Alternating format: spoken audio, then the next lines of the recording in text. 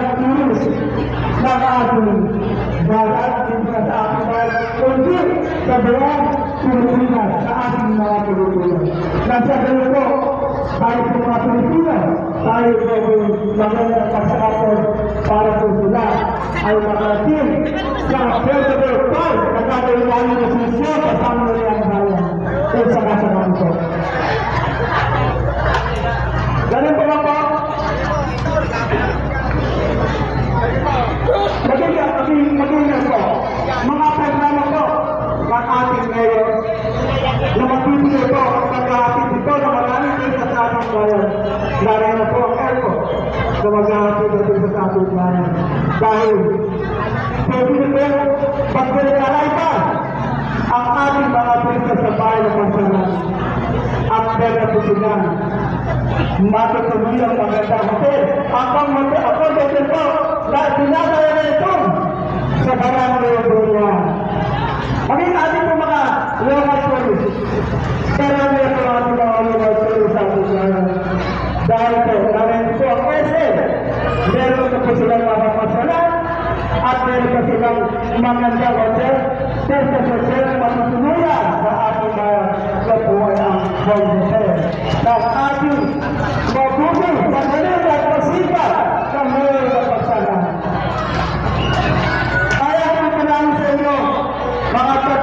Mga leaders, ang pagkakaisa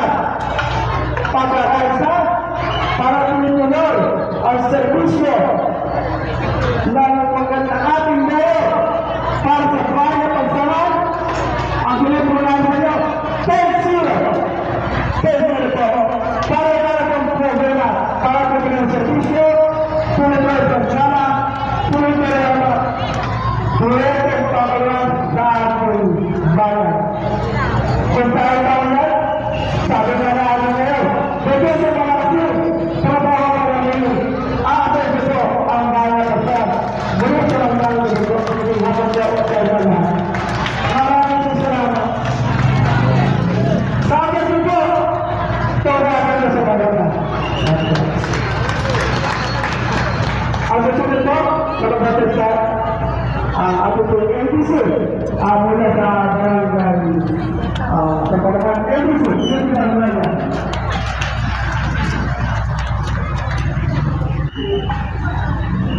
So maraming salamat po kay former NBC Antonio Aquino ang bayan ng Pagsangan. Sa hindi po nakakakilala, ako po kasalukuyan ng ABC ng Pagsangan. Mag-iisang taon na po, kaya malimit niyo po niya po akong nakikita dito sa plaza at sa ating munisipyo.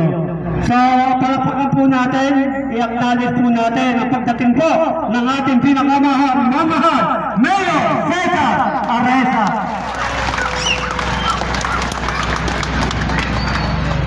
So, maraming salamat po sa inyong palakpakan. Una po, pagbati po ng isang magandang hapon po sa inyong lahat.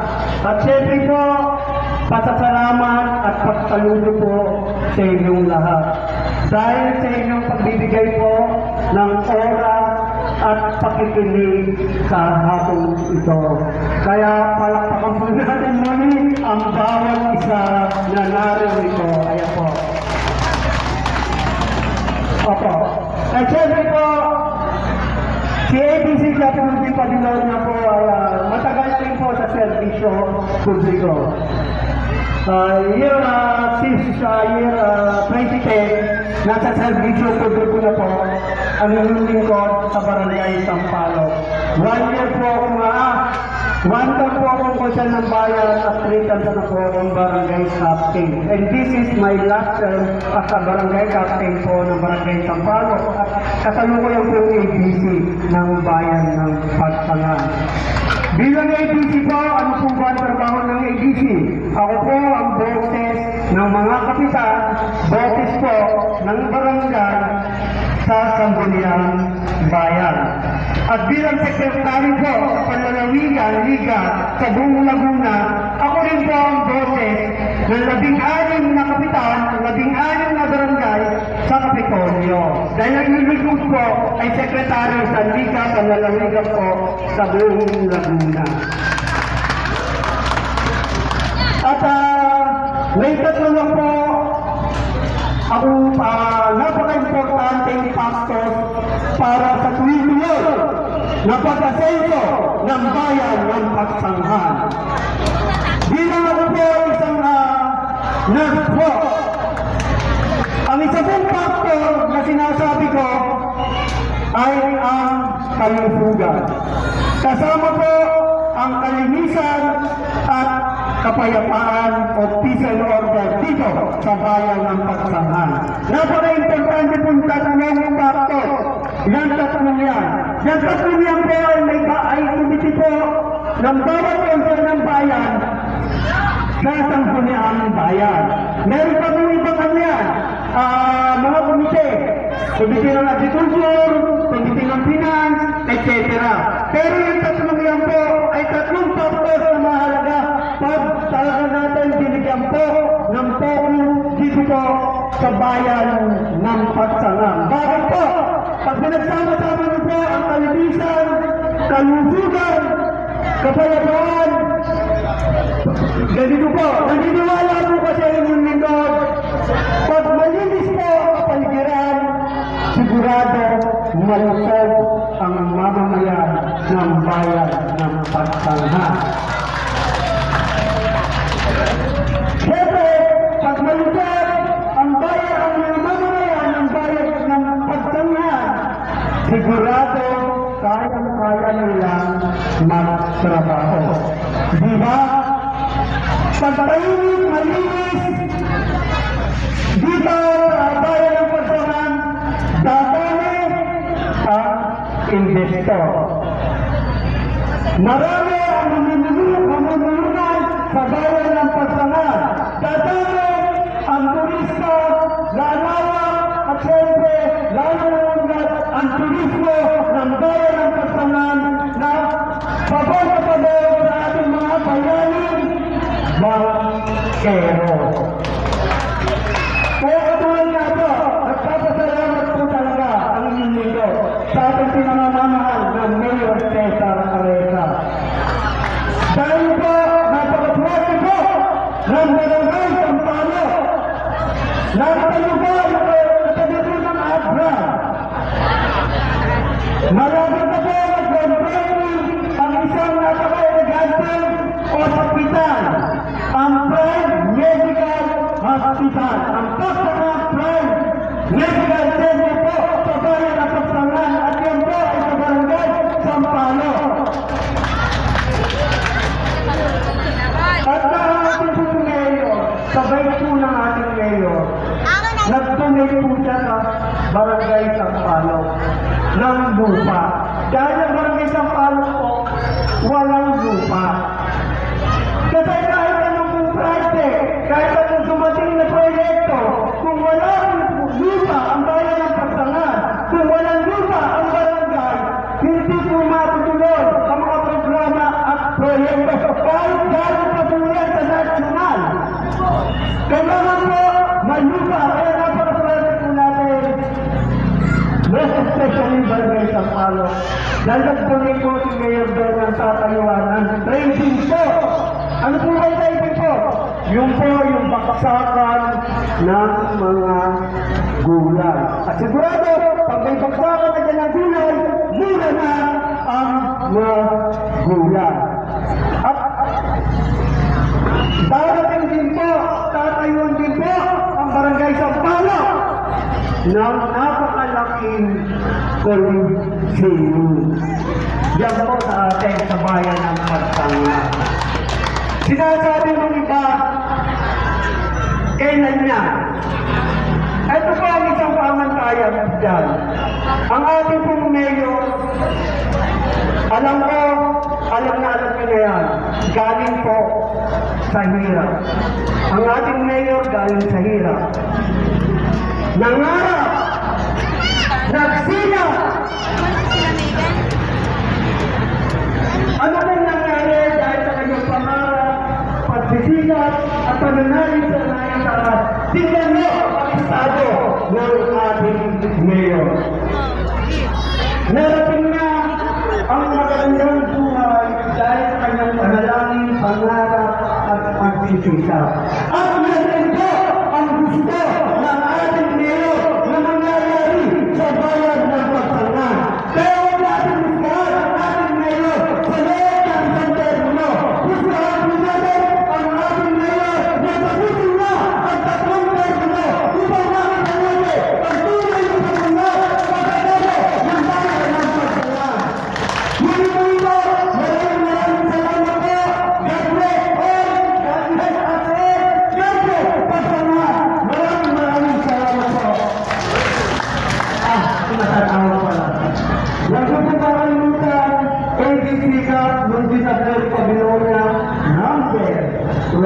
po. Ayan po, susunod po ito sa kita. Siyempre, kasama ko po sa liga ng mga kapitan. Walang iba po. Number 27, Monica Teresita Principe.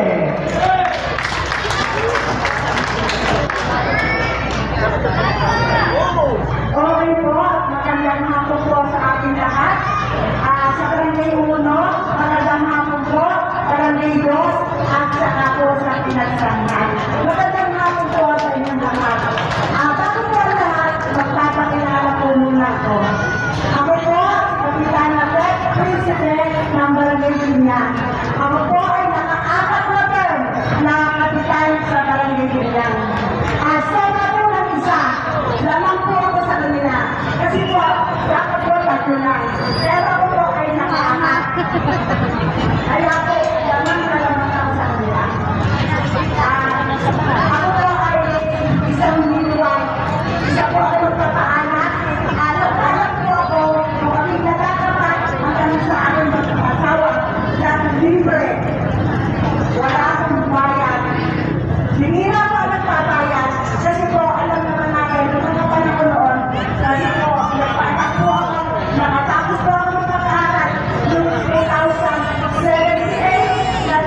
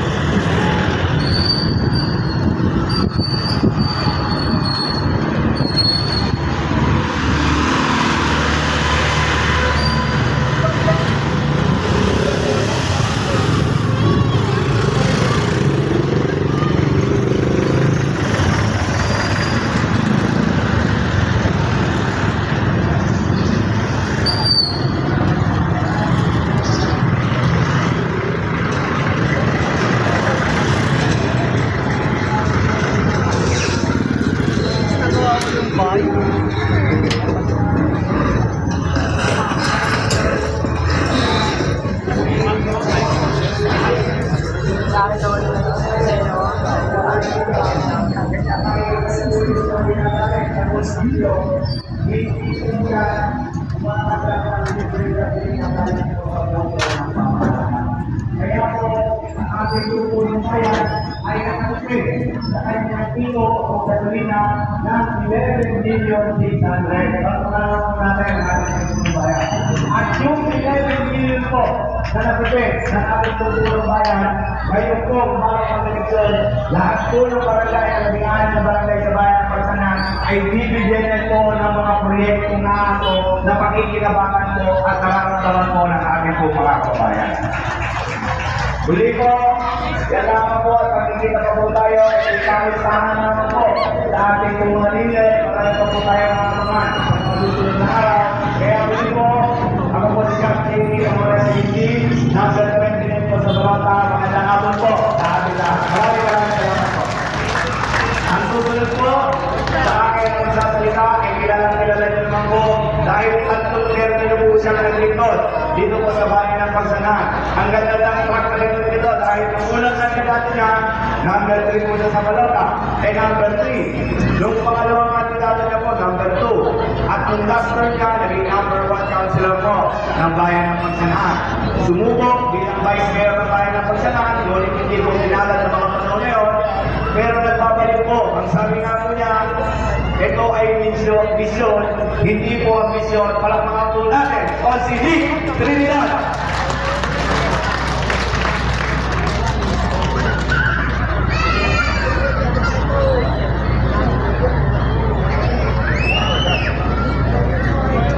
Maraming salamat sa napakagandang pagpapakilala. Palakpakan po natin ang susunod na magiging konsehan ng bayan. Buhat sa barangay ng Sabah. Palakpakan natin, JP Amores. Palakpakan po natin.